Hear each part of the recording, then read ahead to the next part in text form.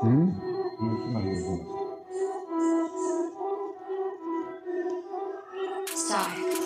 Guys, saurara shugabannin ƙasarmu.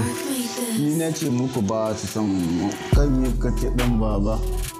Ni ko na ce tafiyan da ake nan gani tafiya ce mai kyau amma sauran gaba ɗaya sun bi sun firgice.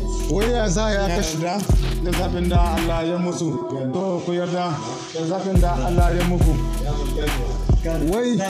wai ya za a kashe mu a ce mana mu yi hankuri. Ai ba za mu rire ba saboda komi shi aiki ilimi yake mutum waƙar ce ba za mu gaza ba. Ubangiji ya sa wannan zaɓin ya zama alkhairi gare mu da kuma ƙasanmu.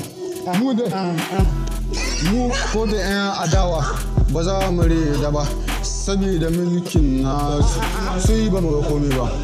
Kai ni kace oga mulkin dai ba mutu.